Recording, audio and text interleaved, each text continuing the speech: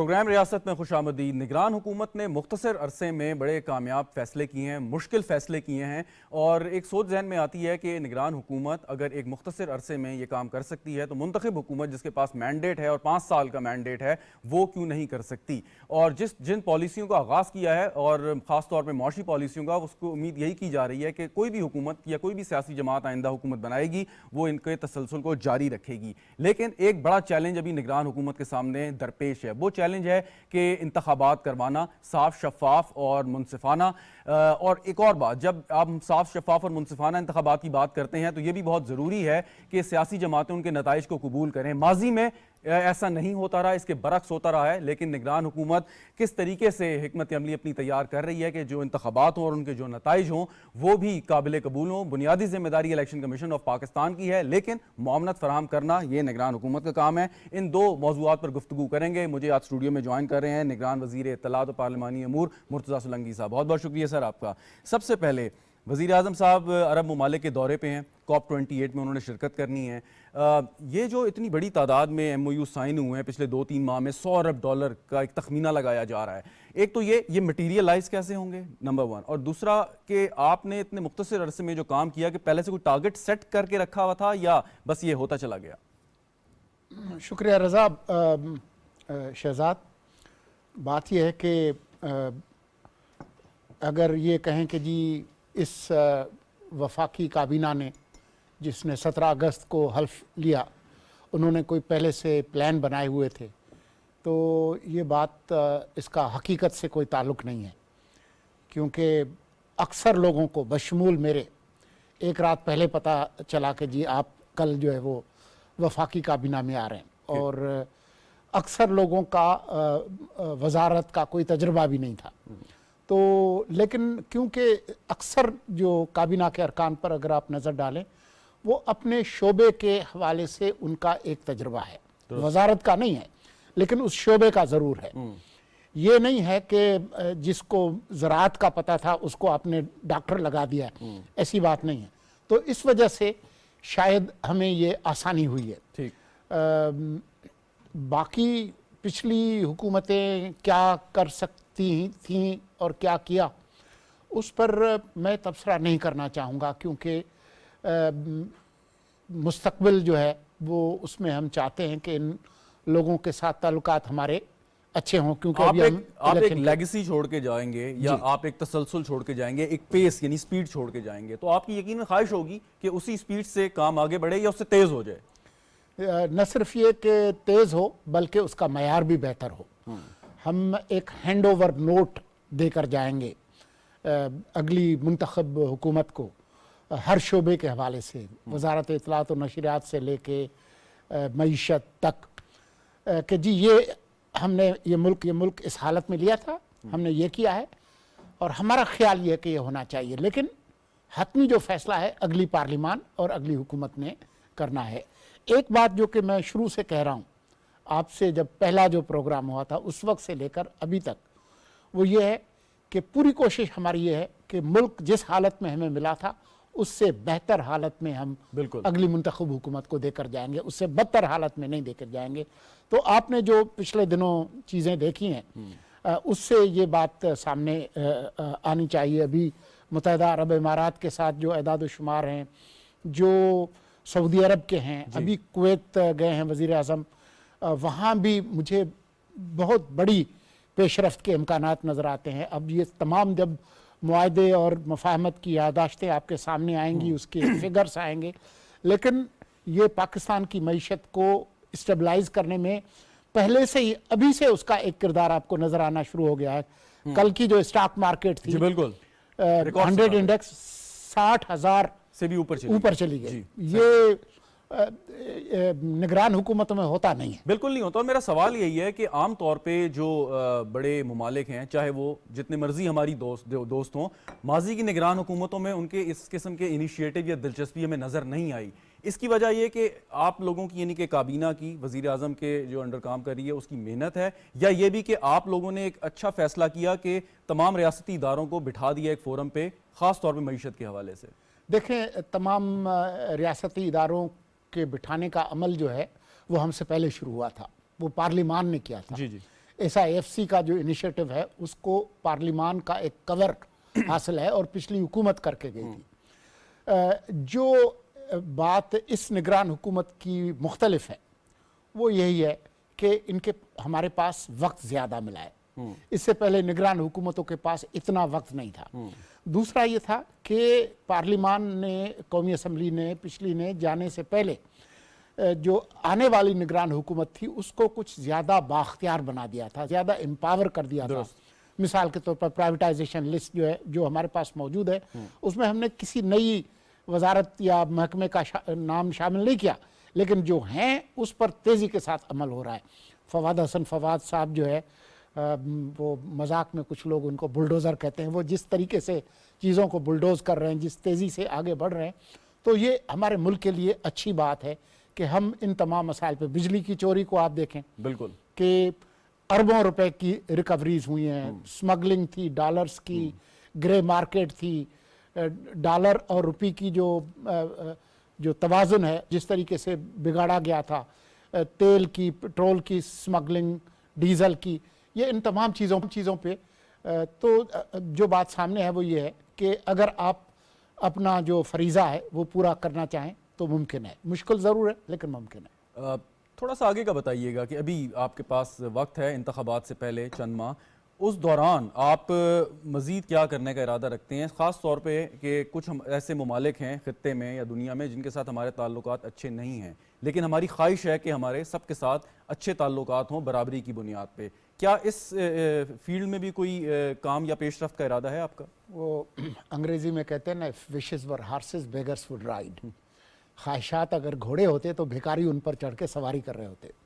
अगर आपका इशारा मशरक़ में है, भारत की तरफ है, तो ख्वाहिश तो हमारी हमेशा से रही है कि हम मुज़ाकरात के ज़रिए, बातचीत के ज़रिए अपने जो देरीना हल तलब जो मसाइल हैं उन पर गुफ्तो शनीद करके उनको हल करें। लेकिन जो हकीकत पसंदी है उसका दामन हमें हाथ से नहीं छोड़ना चाहिए। अब इलेक्शंस की तरफ जा रहे हैं, तो अगर हम चाहें भी तो शायद दूसरी तरफ से कोई अच्छा रिस्पांस नहीं मिलेगा, और ख़ुद वो भी अगले साल में इलेक्शंस में जा रहे हैं। तो अगर कोई बेहतर, अगर कोई इस पर पेशरफ्त होगी तो दोनों मुल्कों में इलेक्शंस के बाद ही होगी। लेकिन इसका मतलब ये हरगिज़ नहीं है कि हम तैयारी ना करें। हमें हमेशा तैयार रहना चाहिए, अपने मंसूबे तैयार रखने चाहिए तमाम मसाइल पे कि जी इस मसले पर हम क्या करेंगे, इस मसले पर क्या करेंगे। हमारे पास प्लान्स रेडी होने चाहिए ताकि अगली जब हुकूमत आए तो वो उसको वहाँ से उठाकर चले, उस वक्त सर न खुजाएं कि जी अच्छा अब हम क्या करें। तो कम अज़ कम उस हद तक हम काम ज़रूर करके जाएंगे कि अगर कोई पेशरफ्त होनी है मुस्तक़बिल करीब में, तो जी खारजा पॉलिसी में कश्मीर के हवाले से क्या करना है, तो फलां के लिए क्या करना है, तमाम चीज़ों पे हमारा एक मौक़िफ़ होना चाहिए। इन मौज़ूआत में देखा यह गया है कि हुकूमतें जो भी हों वो फैसला करती हैं बिहाइंड द क्लोज डोर, और हमारे पास इस वक्त पार्लियामान का एक बड़ा मौजूद है सेनेट की सूरत में। अगर भारत के साथ ताल्लुकात का मामला हो, यूक्रेन जंग हो, उसमें पाकिस्तान का क्या किरदार होना चाहिए, अमेरिका के साथ ताल्लुकात बहाली, ये आप समझते हैं कि ये पार्लियामान के फोरम पे ओपनली ये इश्यूज डिस्कस होने चाहिए ताकि पता चले किस सियासी जमात या कौम का जिनके पास मैंडेट है क्या मौक़िफ़ है, फिर बेहतर अंदाज में हुकूमत फैसला कर सके? बिल्कुल होना चाहिए जी, जितना भी अरसा है, क्योंकि सेनेट तो रिटायर नहीं होती। सेनेट जो है उसका फ्लोर हमेशा मौजूद रहता है, चाहे निगरान हुकूमत हो चाहे मुंतखब हुकूमत हो। अगर ये मामला पार्लियामान के फ्लोर पर उन पर गुफ्तगू नहीं होगी तो फिर कहाँ होगी? पार्लियामान में भी होने इरादा रखती है कि ये मामला पार्लियामान के फ्लोर पे? देखें, हम क्योंकि निगरान हुकूमत हैं तो हम कोई बड़े पॉलिसी फैसले नहीं कर सकते। लेकिन आपने देखा कि पिछले दिनों फ़लस्तीन का मामला हुआ तो ज़ाहिर है वो सेनेट के फ्लोर पे आया, तो तमाम जमातों ने अपना मौक़िफ़ रखा और निगरान हुकूमत ने भी अपना मौक़िफ़ रखा। तो अगर इन मामलात पर कोई गुफ्तगू होती है जो कि होनी चाहिए तो हम यकीनन जो अपना मौक़िफ़ है वो वहाँ पर ज़रूर दें। ठीक, एक दो सियासी सवालात। इलेक्शन करीब से करीब तक आते चले जा रहे हैं, आप वजारत में हैं, वज़ीर आज़म ने वज़ारत उज़्मा की कुर्सी संभाली है, एक अच्छा आपने स्टार्ट लिया और अब कामयाबी के साथ आप आगे चल रहे हैं। कुछ अरसे बाद आप इन कुर्सियों पर मौजूद नहीं होंगे, तो तो कैसा फील करेंगे? अब कैसा फील कर रहे हैं या उसके बाद कैसा फील होगा? देखें, एक तो इलेक्शन के हवाले से मैं ये कहूँ कि जिस दिन काबीना का पहला इजलास हुआ तो उस दिन भी मेरी पहली जो मुलाकात थी वो चीफ इलेक्शन कमिश्नर के साथ थी। आज जब मैं आपसे गुफ्तगू कर रहा हूँ तो आज भी मेरी उनके साथ मुलाकात हुई। हम मुसलसल राब्ते में, हमारा काम उनकी इयानत करना है, मालूमात हासिल करना है, कहाँ कहाँ उनकी क्या ज़रूरत है। तो वो इलेक्शंस इंशाल्लाह आप देखेंगे, इलेक्शन कमीशन ने अपनी जो हतमी जो हल्का बंदियों का काम है वो मुकम्मल कर लिया है। 30 तारीख को यानी कल जी। वो उसको वो पब्लिक कर देंगे और मेरा ख्याल है कि हफ्ते भर के अंदर वो इलेक्शन का शेड्यूल देंगे, जिसमें 54 दिन तक की इलेक्शन की मुहिम जो है उसका वो शेड्यूल भी देंगे।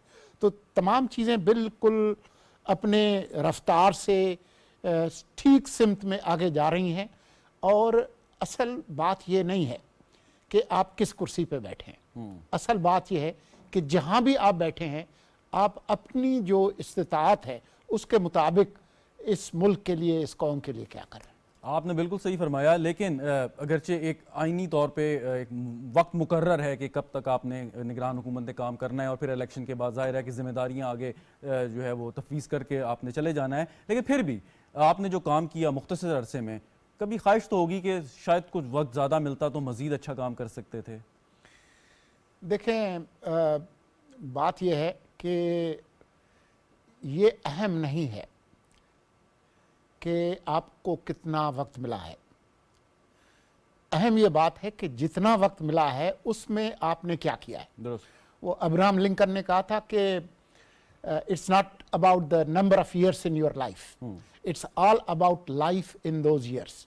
ये अहम नहीं है कि आपकी जिंदगी में कितने साल हैं, अहम बात यह है कि उन सालों में जिंदगी कितनी है। बिल्कुल। तो इससे कोई फर्क नहीं पड़ता कि आपको 3 महीने मिलते हैं या 3 साल मिलते हैं।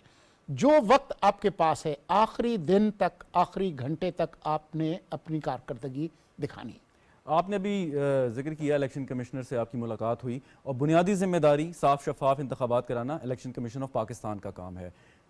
सियासी जमातों का अगर कोई शिकवा है, कोई खदशा है, कोई शिकायत है, वो उनको इलेक्शन कमीशन के सामने रखनी चाहिए, क्योंकि अभी तो नज़र यही आ रहा है कि उनका ज़्यादा टारगेट निगरान हुकूमत है। मेरा ख्याल में शहजाद, बात यह है कि जमहूरियत कब्रिस्तान नहीं है। कब्रिस्तान में खामोशी होती है, जमहूरियत के अंदर शोर होता है, शिकायत होती है, जायज़ नाजायज़ तनकीद होती है। हमें इससे बिल्कुल भी परेशान नहीं होना चाहिए। ठीक। लोगों को समझ आती है कि अगर कोई जमात शिकायत कर रही है तो वाकई उसके अंदर कोई दमखम है, नहीं है। तो इसलिए मेरे ख्याल में इतनी आज़ादी होनी चाहिए इस मुल्क में कि हर कोई जब ये लेवल प्लेइंग फील्ड मांगता है तो शायद वो कहता है कि मेरे पास वो फील्ड ज़्यादा हो। तो ये रसाकशी, ये मांग तांग, ये एक उसका हिस्सा है। मेरे ख्याल में ये ज़रूरी भी है और लोग बहुत समझदार हैं, वो फैसला करेंगे। बिल्कुल। इलेक्शन के नताइज को तस्लीम करना ये एक बहुत बड़ा काम है, एक चैलेंज है, क्योंकि माजी में जो भी हारने वाला उसने कभी तस्लीम नहीं किया। कुछ अरसे पहले तक तो बहुत ही अजीब व गरीब सूरत हाल पैदा हुई। आपके ख्याल में निगरान हुकूमत इस चीज़ को कैसे इंश्योर कर सकती है या इलेक्शन कमीशन के साथ मिलके कि नताइज कोई भी हो, कोई भी सियासी जमात जीते, हारने वाला कम अज़ कम खुले दिल से एक्सेप्ट करे उसे? देखें, ये तो एक जो कल्चर है स्पोर्ट्समैनशिप स्पिरिट का, इसको पैदा होने में वक्त लगेगा। जो मुस्तकिल और जो मुस्तहकम जमहूरियतें हैं वहाँ पर ये कल्चर जो है वो ज़्यादा बेहतर है। जहाँ पर नहीं है वहाँ पर कुर्सियाँ भी चलती हैं और वहाँ पर पार्लिमान के अंदर भी फड्डे होते हैं। ये सारी चीज़ें आपने देखी हैं। लेकिन अहम बात यह है कि सरकार क्या कर रही है, निगरान हुकूमत क्या कर रही है जी। पाकिस्तान टेलीविज़न क्या कर रहा है। क्या आप अपने प्रोग्रामों में तमाम जो नुक्ता नज़र हैं उनकी नुमाइंदगी करते हैं? किसी जमात को, किसी रहनुमा को ज़्यादा फेवर तो नहीं देते? तो ये हम सब लोगों की ज़िम्मेदारी है। वजारत इत्तलात की जो गाइडलाइन है वो आपको मैं मुतअद्दिद बार बता चुका हूँ कि हमारा इस रेस में हमारा कोई घोड़ा नहीं है। ये फैसला अवाम ने करना है। कि जी वो किस जमात को लाना चाहते हैं। तो कोशिश करनी चाहिए, हम भी कोशिश करेंगे कि सबको बराबर मौके मिले। बिल्कुल ठीक। अभी आज एक फैसला आया बड़ा अहम, मियां नवाज शरीफ साहब को एवन फील्ड रेफरेंस में बरी कर दिया गया।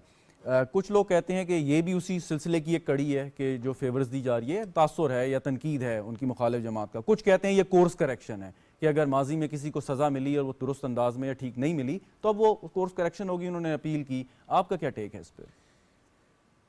जो बुनियादी बात है वो वही है जो कि यहाँ बैठने से पहले हम कर रहे थे कि फ़ैसले दुरुस्त हों या गलत हों, अदालत के फ़ैसले होते हैं और वही उन पर अमल दरामद होता है, चाहे गलत भी हों।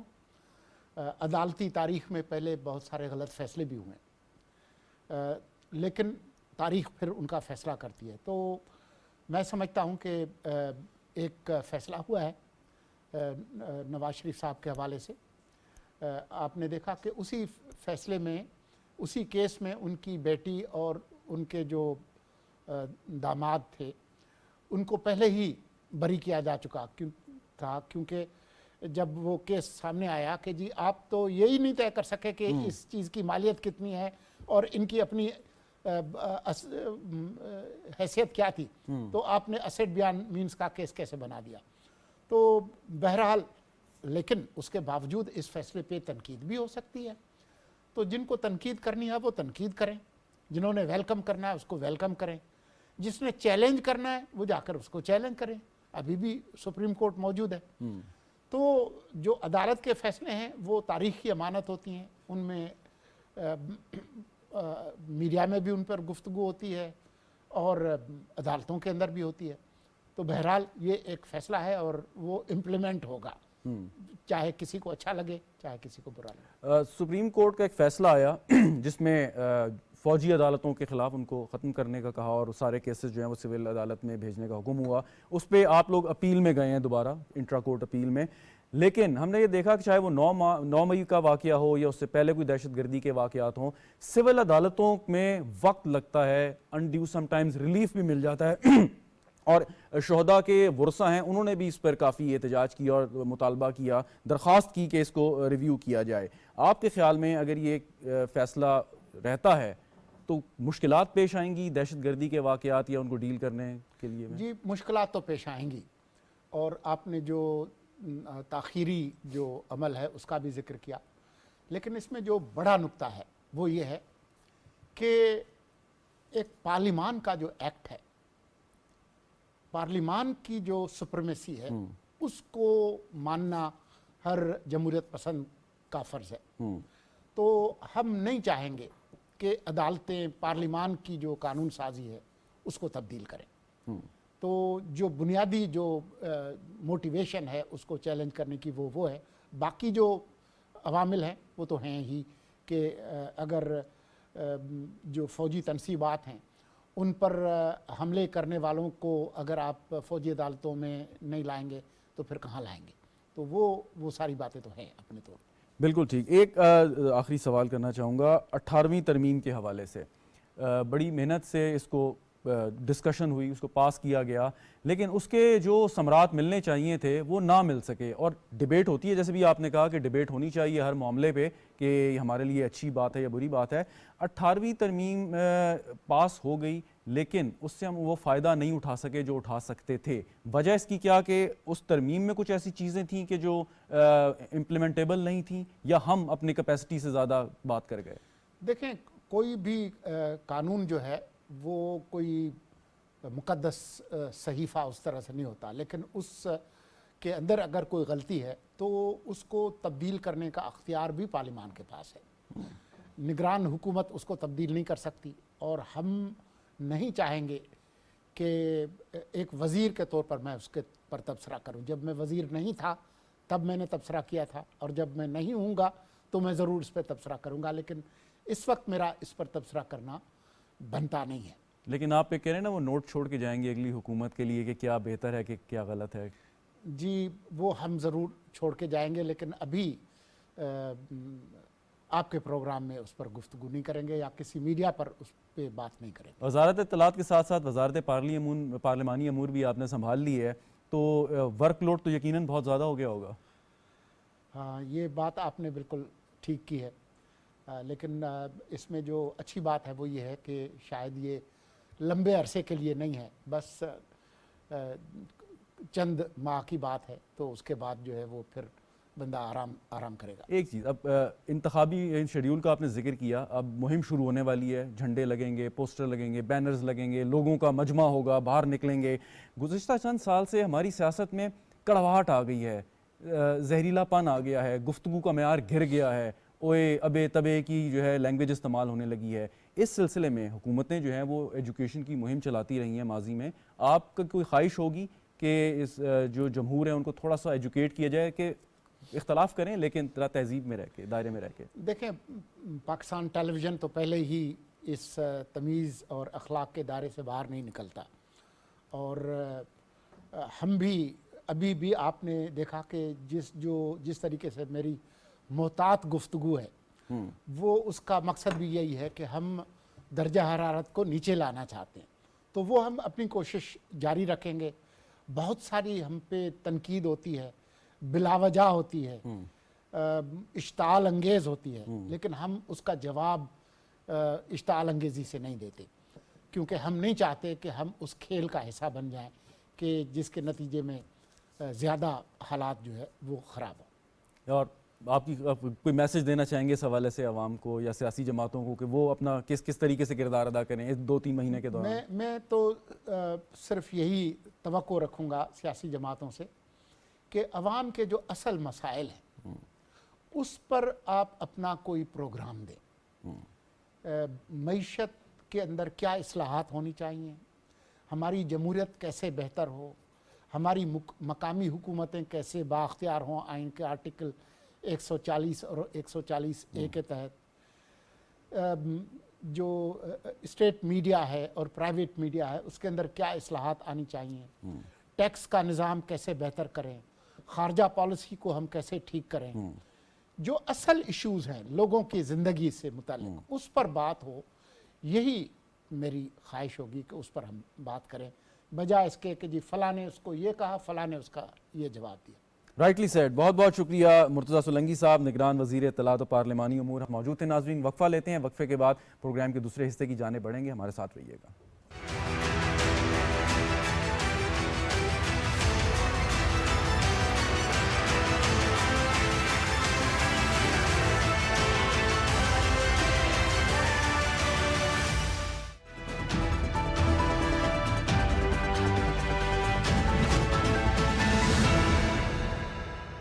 अस्सलाम वालेकुम, मैं हूं सैयद अनवारुल हसन और आप देख रहे हैं प्रोग्राम सच तो ये। 30 नवंबर वो तारीखी दिन था जब इस अवामी जमात की बुनियाद रखी।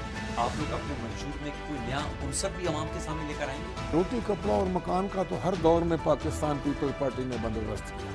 ये शहीद जुल्फ़िकार अली भुट्टो का कमाल था कि उन्होंने आकर नारा मस्ताना लगाया कि हर शख्स को वोट देने का हक है। हमारे से 2013 में कुछ गलती, हमारे जो नामवर लोग थे उनको हम टिकट नहीं दे सकते। इख्तलाफात की बात आ रही है पीपल्स पार्टी की टॉप लीडरशिप में, और लोग उसकी एग्जाम्पल देते हैं साबिक सदर आसिफ जरदारी का जो हालिया इंटरव्यू है। बाप बेटे का क्या इख्तलाफ हो सकता है? तो आपको आने वाले इलेक्शन के बाद PDM 2 गवर्नमेंट नजर आ रही है? मैं समझता हूँ कि इस वक्त हमारे सामने ये है कि इलेक्शन, और वो होंगे, आपको यकीन है 8 फरवरी को? यस, पीपल्स पार्टी की हिस्ट्री है, तारीख है कि पीपल्स पार्टी ने हमेशा ऑड के खिलाफ ही इलेक्शन लड़ा। राना सनाउल्लाह साहब 120 कह रहे हैं, आप कितनी सीटें देंगे पीपल्स पार्टी को? राना साहब मेरे भाई हैं और I have great respect for him, is very good political worker. 33-34 साल से अगर सियासी मैदान में हूँ, मुझे ये फ़ख्र है कि मेरा और मुझे खान के अवाम का एक मोहब्बत का और एक प्यार का रिश्ता जो है ना, वो अल्लाह ताला ने उसको हमेशा कायम रखा।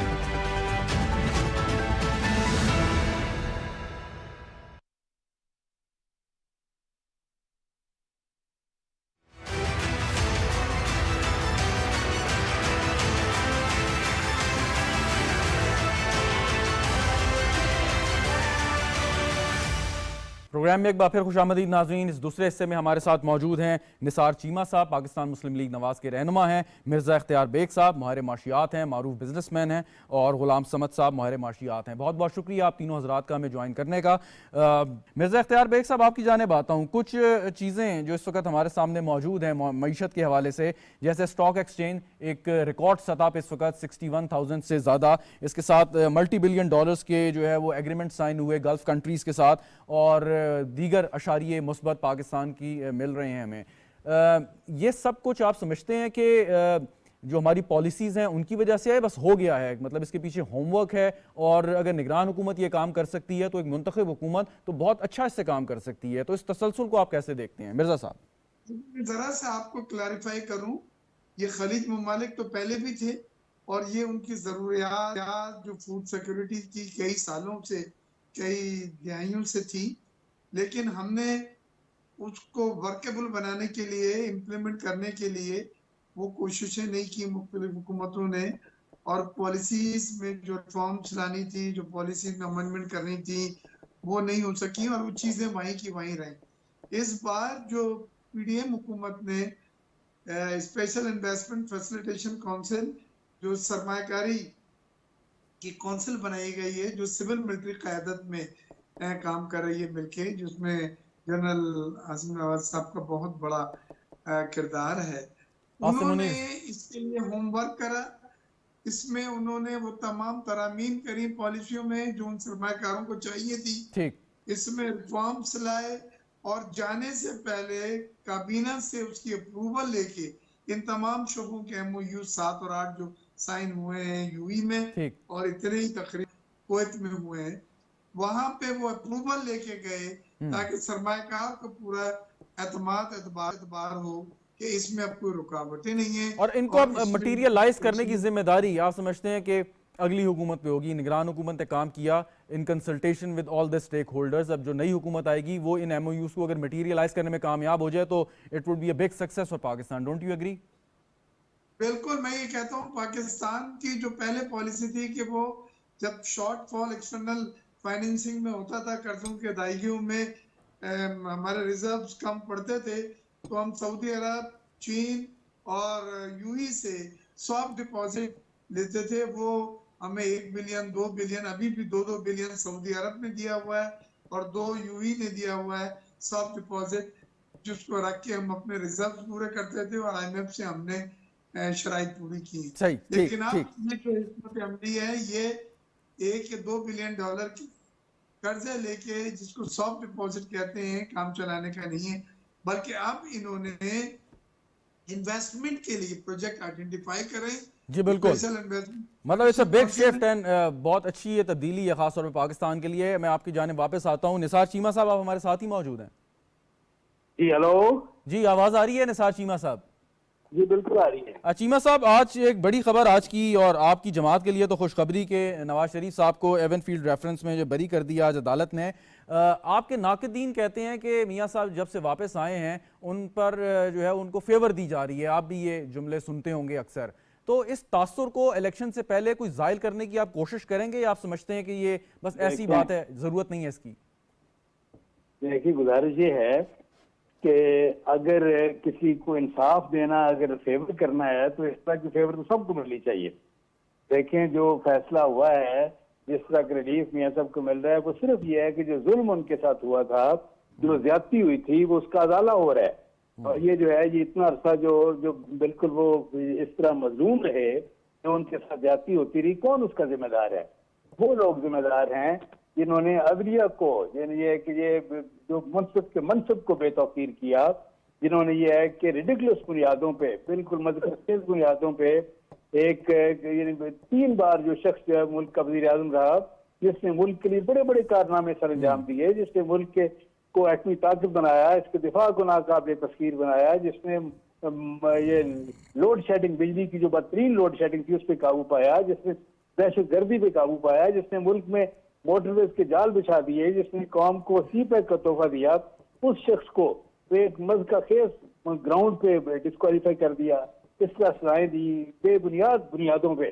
तो बात यह है कि अगर ये मियां नवाज शरीफ को जो इंसाफ मिल रहा है वो इंसाफ ये है कि जो जुल्म हुआ था, जो ज्यादती थी, उसका अदाला किया जा रहा है। चीमा साहब, अगर इस अगले इंतखाबात के नतीजे में ये फेवर जो है, जी जी, ये फेवर नहीं है, ये इंसाफ ओके, ये इंसाफ है। अगर इस उनके साथ जुल्म और ज्यादती थी, उसका सवाल अदाला सुनिएगा, है। अगर अगले इंतखाबात के नतीजे में आपकी जमात अक्सरियत लेने में कामयाब हो गई और चौथी बार मियाँ नवाज शरीफ साहब वज़ीर आज़म बन गए, तो क्या वो इस बार मुख्तलिफ वज़ीर आज़म होंगे, मुख्तलिफ होंगे माजी में जो 3 दफ़ा वो हुकूमत करते आए हैं उनसे, या नहीं? देखिए, बात यह है, मियाँ नवाज शरीफ को जो लोग जानते हैं वो तो अच्छी तरह समझते हैं कि मियाँ नवाज शरीफ में कमाल की फराख दिली है। वो देखें, उन्होंने आपने देखा है कि पाकिस्तान आके मीनार पाकिस्तान को जो तकरीर की, उसमें भी सबको साथ लेके चलने की बात की, उसमें कोई इंतकाम की बात नहीं की। उन्होंने कहा जो कुछ सो चुका मैं तो भूलना चाहता हूँ। और ये है कि हम सब मिलकर, हमें मुल्क की खिदमत करनी चाहिए, कौम की खिदमत करनी चाहिए, मुल्क को तरक्की के रास्ते में गामजन करना चाहिए। ये उनका एजेंडा है, ये उनका प्रोग्राम है। हर दौर में ये 3 दफा वज़ीर आज़म रहे, तीनों दफा उन्होंने इसी मंशूर, इसी प्रोग्राम के तकमील के लिए कोशिश की, और यही मकासद थे उनके जिनके लिए वो कोशा रहे। और आइंदा भी इंशाल्लाह जो उन्होंने खिदमत का सफर 2017 में छोड़ा था, जहाँ से वहीं से शुरू करेंगे। कौम भी 2017 का पाकिस्तान चाहती है, मियाँ नवाज शरीफ का पाकिस्तान चाहती है, और मियाँ नवाज शरीफ को वेरी राइट। हमारे साथ ही रहिएगा निसार चीमा साहब, 1-2 सवाल और हैं, लेकिन पहले गुलाम समद साहब के पास जाना चाहूँगा। माहिर माशियात हमारे साथ मौजूद हैं। गुलाम समद साहब, अब जो इतलात आ रही थी, ये जो MOU साइन हुए, इनके अलावा कि सऊदी अरब 10 से 12 अरब डॉलर की ऑयल सेक्टर में यहाँ पे इन्वेस्टमेंट करने जा रहा है, जिसके आइंदा चंद माह में हमें नताइज जिसके सामने आना शुरू हो जाएंगे, ये वफाकी वज़रा ने बयान दिया। और अब UAE के वहाँ से खबर आ रही है कि 20 से 25 अरब डॉलर की मतवक्को है आइंदा चंद साल में वहाँ से सरमायाकारी। ये सरमायाकारी आपके ख्याल में जो शोबे आइडेंटिफाई किए हैं उधर होनी चाहिए, या इसके अलावा भी हमें नए एवेन्यूज़ तलाश करने चाहिए फॉरेन डायरेक्ट इन्वेस्टमेंट के लिए? देखें, जो इन्वेस्टमेंट है इसके लिए फंडामेंटल जो रिक्वायरमेंट होती है वो पॉजिटिव मार्केट सेंटिमेंट्स है। और इस वक्त जो पाकिस्तान के सेंटिमेंट्स है बहुत ही प्रोग्रेसिव है और बहुत ही पॉजिटिव है। तो पहली बात तो यह है कि बिल्कुल राइट टाइम है कि हम फॉरेन डायरेक्ट इन्वेस्टमेंट को पाकिस्तान में अट्रैक्ट कर रहे हैं और पाकिस्तान के लिए ला रहे हैं। जो एक डिफरेंट सेक्टर है, लेकिन यहाँ अगर हम देख लें तो एनर्जी के सेक्टर में डेफिनेटली ये एक राइट इन्वेस्टमेंट है। लेकिन इसके साथ साथ अगर हम ओवरऑल ट्रेड के पोटेंशियल देख लें, आप अब देख लें इन कंट्रीज के साथ हमने रिसेंटली सितंबर में GCC के साथ फ्री ट्रेड एग्रीमेंट साइन किया हुआ है। लेकिन जो हमारा टोटल जो ट्रेड वॉल्यूम है पाकिस्तान का, UAE के साथ तकरीबन $10 बिलियन है, सऊदी अरब के साथ तकरीबन $12-13 बिलियन है, और कुवैत के साथ तकरीबन $2 बिलियन है। लेकिन इसमें जो पाकिस्तान का एक्सपोर्ट में कंट्रीब्यूशन है वो तकरीबन $6-7 बिलियन है। तो हमें जो सेक्टर आपने आइडेंटिफाई किए डेफिनेटली वो होने चाहिए, लेकिन उसके साथ साथ हमें ट्रेड साइड पे फोकस करना पड़ेगा। लेकिन गुलाम समद साहब, उसमें एक कैच है ना सर, उसमें ये जो तेल बरामद करने वाले ममालिक हैं और पाकिस्तान की ज़रूरत है कि वो रिलाई करता है इस तेल पे अपनी तमन्नाई की ज़रूरियात पूरी करने के लिए, तो वो ट्रेड बैलेंस है, वो तो आप समझते हैं इतनी जल्दी वो फिल हो सकता है, मुकम्मल तौर पे नहीं तो पार्शली? नहीं, डेफिनेटली देखिए, अगर हम ट्रेड फैसिलिटेशन मेजरमेंट की बात कर लें तो UAE ने काफी अच्छे तरीके से अपने सी पोर्ट्स पे, अपने ड्राइव पोर्ट्स पे मेजरमेंट ली है। मेरे कहने का मकसद है कि डेफिनेटली पाकिस्तान के लिए तो ये एक रिक्वायरमेंट है, और जो ह्यूज हमारा फॉरेन एक्सचेंज रिजर्व है उसकी इंपोर्ट्स पे जा रहे हैं, तो डेफिनेटली वो हम सेव करेंगे। कहना ये चाह रहा हूँ कि along with investment, foreign direct investment जो सेक्टर आपने आइडेंटिफाई किए हैं, हमें ट्रेड फैसिलिटेशन मेजरमेंट की तरफ जाना पड़ेगा। और यहाँ पे जो SIFC का एक पूरा रोल है वो बहुत ही पॉजिटिव है। और मेरे ख्याल में अगर हम स्पेसिफिक 1 या 2 सेक्टर को ना लें but overall trade facilitation side की बात कर लें तो मेरे ख्याल में वो बहुत ही इंपॉर्टेंट है पाकिस्तान वेरी राइट। ओवरऑल जो प्रोग्रेशन है पाकिस्तान की इस टाइम। बिल्कुल ठीक। मिर्जा इख्तियार बेग साहब, हुकूमत ने इनिशिएटिव लिया, आपने SIFC का जिक्र किया, खुद चीफ ऑफ आर्मी स्टाफ ने भी इसमें बड़ा एक्टिव रोल प्ले किया। हुकूमत का काम है कि बिजनेस कम्युनिटी को, चाहे वो लोकल हों या फॉरेनर्स हों, उनको फैसिलिटेट करना, रेगुलेशंस अच्छे करना, इंश्योर करना कि उनका सरमाया यहाँ पे महफूज है, उनको जो रिटर्न एक्सपेक्ट कर रहे हैं वो मिलेगा। नाउ द क्वेश्चन इज कि आप समझते हैं कि अब ज़्यादा रोल, ज़्यादा किरदार हमारे प्राइवेट सेक्टर का है कि वो अपने काउंटर पार्ट्स के साथ मिलके कैसे पाकिस्तान के अंदर जो है ये एक इकोनॉमिक रेवोल्यूशन लाने के लिए काम करता है, और वो किरदार किस तरीके से वो अदा करेंगे? मिर्ज़ा साहब।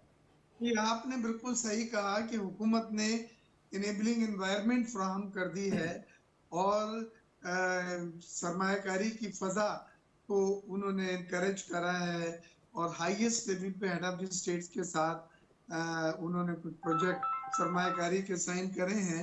लेकिन इसमें ज़्यादा ज़रूरी चीज़ ये है कि अब प्राइवेट सेक्टर जो है वो अपने किरदार अदा करे।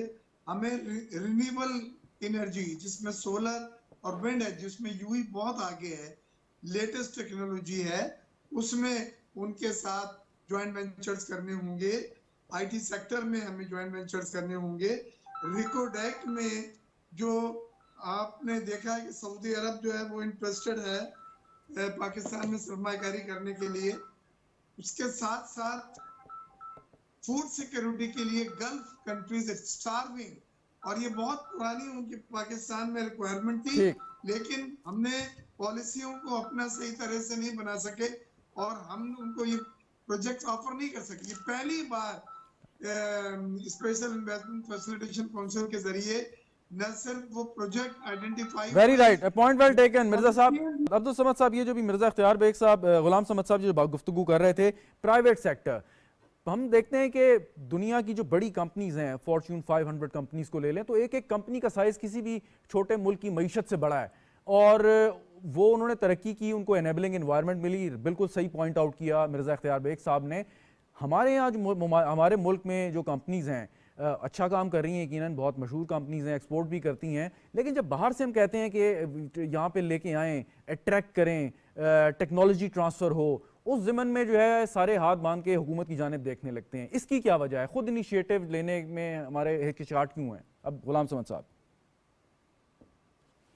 देखिए, यहाँ पे अगर आप देख लें पाकिस्तान में overall ease of doing businesses को आप देख लें, गवर्नमेंट का जो बाय इटसेल्फ एक रोल है इनेबलिंग एनवायरनमेंट के साथ साथ, देखिए गवर्नमेंट का एक पूरा रोल होता है कि वो एक फुलफिल रेगुलेशन का रोल प्ले करते हैं। अनफॉर्चुनेटली अभी तक हो ये रहा था कि जितने भी फॉरेन डायरेक्ट इन्वेस्टमेंट थी बाहर से, वो रिलक्टेंट महसूस कर रहे थे। ना ये कि उनको एक इनेबलिंग एनवायरनमेंट मिल रहा, बल्कि कंसिस्टेंसी ऑफ पॉलिसीज भी उनको नहीं मिल रही थी। जितनी भी हमारी बात बिजनेस कम्युनिटी से होती थी, खासकर प्राइवेट सेक्टर में, वो हमसे यही पूछते थे कि आप हमें 5 साल के लिए टारगेटेड कुछ प्लान दे सकते हो।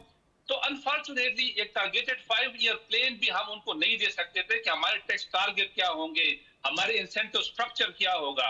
तो ये बुनियादी बातें थी जो प्राइवेट सेक्टर को अट्रैक्ट नहीं कर रही थी। अब हमने देखी रिसेंटली जो गवर्नेंस और एडमिनिस्ट्रेटिव मेजरमेंट हमारी गवर्नमेंट ने ली है, हमें क्लियर नजर आ रहा है कि जो सेक्टर है प्राइवेट सेक्टर, उसका कॉन्फिडेंस जो है वो बहाल हो रहा है। तो मेरे ख्याल में गवर्नमेंट का जो रोल है वो यहाँ पे बिल्कुल पॉजिटिव है और हमें नजर आ रहा है। और प्राइवेट सेक्टर ये जो इनेबलिंग एनवायरनमेंट हम उनको दे रहे हैं, डेफिनेटली वो आएंगे पाकिस्तान। गुलाम साहब, एक मिनट आपको रोकना चाहूंगा माजरत के साथ। जरा निसार चीमा साहब से मैं इस पे एक सवाल कर लूं, उन्होंने जाना है। निसार चीमा साहब, आवाज आ रही है आपको मेरी? जी जी, हेलो, बहुत शुक्रिया आप इतने वक्त के लिए हमारे साथ रहे। सवाल ये है कि अभी बात हो रही थी मईशत पे, आप खुद भी मईशत को बहुत अच्छे तरीके से समझते हैं। क्वेश्चन इस के अगर पाकिस्तान के अंदर सियासी इस्तेहकाम है, किसी किस्म की कोई शोरिश बरपा नहीं है, तो मईशत का पहिया अच्छे तरीके से चल सकता है। इलेक्शन के नतीजे में आप समझते हैं ये इस्तेहकाम मुमकिन हो जाएगा, इंश्योर कर लेंगे आप इसे? अगर कोई भी एक सियासी जमात पुराने हरबों पर चली जाती है, फिर तो बैक टू स्क्वायर वन वाली सूरत हाल होगी। चीमा साहब, देखिए इस्तेकाम जो है वो आपने सही कहा कि मुआशी इस्तेकाम के लिए सियासी इस्तेकाम बहुत जरूरी है और सियासी इस्तेकाम के लिए इलेक्शन बहुत जरूरी है। इलेक्टेड गवर्नमेंट जो है उसी के ऊपर पूरी दुनिया एतमाद करती है, बैनुल अक़वामी इदारे एतमाद करते हैं और मैं समझता हूँ उसी से मुल्क की क्रेडिबिलिटी जो है और मुल्क के सिस्टम की क्रेडिबिलिटी एस्टैब्लिश होती है। एक मिनट आपको रोक एक सवाल कर लूं मैं चीमा साहब। 2013 में भी एक इलेक्शन हुआ, आप लोग जीते, उसके बाद जो है वो जो 126 दिन का सो कॉल्ड धरना हुआ जिसपे आप बार बार कहते हैं कि चीन के सदर आ रहे थे और फिर वो वापस चले गए, मईशत को नुकसान हुआ। तो कोई भी अगर एक सियासी जमात उन अगले इंतखाबात के नताइज को तस्लीम करने से इनकार करके सड़कों पर आए, फिर क्या होगा? आप समझते नहीं कि सबको ऑन बोर्ड लेना पड़ेगा आपको अल्टीमेटली? देखिए गुजारिश ये है कि जब भी मियां नवाज शरीफ ने हुकूमत की बागडोर संभाली है, मुल्क की मईशत जो है वो मुस्तहकम हुई है, मुल्क का जो इस्तेकाम है वो पूरी दुनिया ने देखा है, हर शोबे में इम्प्रूवमेंट देखी है और पूरी दुनिया का एतमाद पाकिस्तान के ऊपर बढ़ा है। आइंदा भी इंशाल्लाह ऐसी होगा और मियां नवाज शरीफ की क़यादत में जब यह है कि आइंदा हुकूमत कायम होगी तो मुझे यकीन है कि मईशत जो है हमारी इंशाल्लाह तरक्की की तरफ गामजन होगी और उसी तरह यह है कि ये खिदमत होगी मुल्क की जिस तरह पहले होती रही है। और इंशाल्लाह मैं आपको यकीन दिलाता हूँ। देखिए बात यह कि जो आपने कहा कि अगर जो हारने वाले जो हैं वो यहाँ अपने नताइज तस्लीम नहीं करते, शिकस्त तस्लीम नहीं करते, तो ये देखें ये तो उनके ऊपर है और उन्हें भी माजी से सबक सीखना चाहिए। ना धरनों की सियासत यहाँ चलेगी, ना ये है कि मुसल्लह जत्थों की सियासत चलेगी। आपने मीनार पाकिस्तान की तकरीर का जिक्र किया मियां नवाज शरीफ साहब की, जिसमें उन्होंने कहा कि उन्होंने अपने हर मुखालिफ को माफ़ किया या जिसने उनके साथ ज्यादती की थी। आपके ख्याल में इसी सोच को आगे लेते हुए आपको, यानी आपसे मुराद पाकिस्तान मुस्लिम लीग नवाज को, तहरीक इंसाफ की जानिब मफाहमत का हाथ बढ़ाना चाहिए इलेक्शन से पहले? देखिए बात यह है कि ये अगर ये इमरान खान साहब इस वक्त रूब जवाल हुए, उनको जो उनका जो अंजाम से जिस अंजाम से दोचार हुए हैं उसकी जिम्मेदार ना मुस्लिम लीग नून है ना कोई और उनके कोई सियासी मुखालिफ है, वो तो उसके जिम्मेदार उनके करतूत है। देखिए अपने करतूतों की बना पर वो जो है वो ये अंजाम को पहुंचे हैं।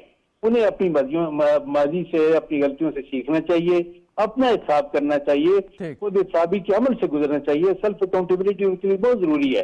अपनी गलतियों का एतराफ भी करें, अपनी गलतियों का ये कि कौम से माफी भी मांगे और उनको उनसे सीखें भी। देखें जो कुछ उन्होंने 9 मई को किया, जो हमारे जो थे, जो हमारे सारे जो सिंबल्स ऑफ प्राइड थे उनके ऊपर जिस तरह उनके जत्थे हमला आवर हुए, अंदाजा कर लें कि ये किस कदर अफसोसनाक शर्मनाक था। उन्हें अपनी गलतियों से सीखना चाहिए, उसका एतराफ करना चाहिए, कौम से माफी मांगनी चाहिए। हमारा माजी ये है कि हमने सबको साथ रह के चलने की कोशिश की है और आइंदा भी हम चलेंगे। उनका माजी ये है, रिकॉर्ड ये है कि उन्होंने एक कदम आगे बढ़कर कभी ये है कि लीडर से ऑपोजिशन से हाथ मिलाने की कोशिश नहीं की, किसी ऑपोजिशन लीडर से हाथ मिलाने की, बात करने की जहमत दोबारा नहीं की, बल्कि बाहर में जब गए हैं तो उनके असाब पे ये समझ था कि मैं जाके नवाज शरीफ का ऐसे उतरवाऊंगा। ये उनकी माइंडसेट, विंडिक्टिव माइंडसेट, इंतकामी तरीका। ठीक, बहुत शुक्रिया करनी चाहिए। बहुत शुक्रिया। निसार चीमा साहब हमारे साथ मौजूद थे। मिर्जा इख्तियार बेग साहब, अभी ये जो बात हो रही है इलेक्शन स्टेबिलिटी और इलेक्शन के बाद इस्तेहकाम, ये बड़ा ज़रूरी है। लेकिन अगर कोई एक सियासी जमात भी इतनी बुर्दबारी का मुजाहरा, स्पोर्ट्समैन स्पिरिट का मुजाहरा ना करे, तो फिर प्रॉब्लम होती है कि जो हमने 2014 में देखी, जिस तरीके से धरना हुआ और उसके बाद फिर एक सारी वो एक तारीख है। आपके ख्याल में इस वक्त सियासी जमातों को कितना ज़रूरी है इस स्पोर्ट्समैनशिप का मुजाहरा करना, इलेक्शन में जाएं, लड़ें, हारें, जीतें, नताइज को कबूल करें? मिर्जा साहब देखिए, हमारी इकोनॉमी ऑलरेडी लोएस्ट लेवल पे पहुंच के अब बाउंस बैक करने की कोशिश की जा रही है। हालांकि ये जो हुकूमत है ये कलील अरसे के लिए है, लेकिन स्पेशल इन्वेस्टमेंट काउंसिल और जनरल आसिम मुनीर साहब जो मांगते हैं, 4 चीजों का एश्योरेंस वो मांगते हैं जेब में हाथ डालने के लिए, इन्वेस्टमेंट करने के लिए। पहली वो वन विंडो ऑपरेशन है, जो उन्हें यकीन दिलाया गया है कि SIFT में ये एक विंडो में तमाम ऑपरेशन होंगे, NOC अप्रूवल के लिए धक्का नहीं खाना पड़ेगा। दूसरे कंसिस्टेंट ऑफ पॉलिसीज, ये पॉलिसीज जो है ये तसलसल उसका होना जरूरी है। तीसरी चीज उन्होंने करेंसी और एक्सचेंज स्टेबिलिटी पे बात करी है, जो रुपया 335 तो फिर नीचे, ये इन्वेस्टर को किसी को छूट नहीं करता। और आखिरी चीज चौथी जो उन्होंने मांगी है वो पॉलिटिकल इकोनॉमिक स्टेबिलिटी, के मुल्क में ये सियासी इंतशार खत्म हो, जमहूरी अमल से जो जमात आए वो 5 साल के लिए हुकूमत को लेके चले और मुल्क के अंदर सियासी इंतशार जो है ना। तो ये 4 चीजों की यकीन दहानी दिलाई गई है, जब जाके सरमाकारों ने अपने ठीक पॉइंट वेल टेकन मिर्जा साहब मैं जरा वक्त की, जी आपने सही दुरुस्त इशारा। ये जिम्मेदारी है कि समद साहब, आखिरी सवाल आपसे, कोई इस पे ऐड करना चाहेंगे जो मिर्जा साहब ने गुफ्तगू की? गुलाम समद साहब। जी इम्पोर्टेंट जो भी इन्वेस्टमेंट होती है, डोमेस्टिक इन्वेस्टमेंट हो, वो फॉरेन डायरेक्ट इन्वेस्टमेंट हो, उसके लिए सेंटिमेंट्स जो है मार्केट्स के बहुत ही इंपॉर्टेंट है। और जब तक आपके मुल्क में स्पेकुलेटिव एनवायरनमेंट रहेगा, उसमें foreign direct investment, even domestic investment कभी भी नहीं होती। हमें स्टेबिलिटी इस मुल्क में लाना पड़ेगी। और मेरे ख्याल में हमने रिसेंट पास्ट में हम देख रहे हैं कि एक्सचेंज रेट स्टेबिलिटी, इवन जो महंगाई थी 35% से वो रिड्यूस होकर 22% पे आ गई है। स्टॉक एक्सचेंज के मार्केट में हम एक राइट प्रोग्रेशन देख रहे हैं। जितनी भी गवर्नेंस और एडमिनिस्ट्रेटिव मेजरमेंट लेने चाहिए थे, मेरे ख्याल में वो हम ले रहे हैं। और ये स्टेबिलिटी बहुत ही लाजिमी है। हमारे सियासतदानों को मुल्क के लिए सोचना होगा, न कि हम ये सोच लें कि एक पॉलिटिकल पार्टी क्या सोच रही है। Very right. इसी तरह मुल्क पैसा आएगा और इकोनॉमिक स्टेबिलिटी आएगी। अदरवाइज जो है अनस्टेबल एनवायरनमेंट में, अनस्पेकुलेटिव एनवायरनमेंट में कभी भी इन्वेस्टमेंट नहीं आती। बहुत शुक्रिया गुलाम समद साहब, हमारे साथ मौजूद थे मिर्ज़ा इख्तियार बेग साहब, निसार चीमा साहब। नाज़रीन, गुफ्तगू और बात वही है कि इलेक्शन के नतीजे में सबकी ख्वाहिश है कि एक सियासी इस्तेहकाम आए, जो कि ज़रूरत है मुआशी इस्तेहकाम की। अब ये बुर्दबारी का मुज़ाहरा सियासी जमातों ने करना है, उनके वोटर्स ने, उनके वर्कर्स ने करना है कि नताइज कुछ भी हों, अगर आप एतमाद करते हैं इलेक्शन कमीशन के तहत होने वाले इंतखाबात में अगर आप लड़ने जा रहे हैं, तो उसका मतलब है कि आपको उस इदारे पर एतमाद है। और इसी एतमाद को देखते हुए और बुर्दबारी और स्पोर्ट्समैन स्पिरिट का मुज़ाहरा करते हुए नताइज कुछ भी हों, आपको तस्लीम करना है और करने पड़ेंगे। ये मुल्क के लिए, रियासत के लिए, पाकिस्तान के अवाम के लिए इंतहाई ज़रूरी है। प्रोग्राम देखने का शुक्रिया, इजाज़त दीजिए, खुदा हाफ़िज़।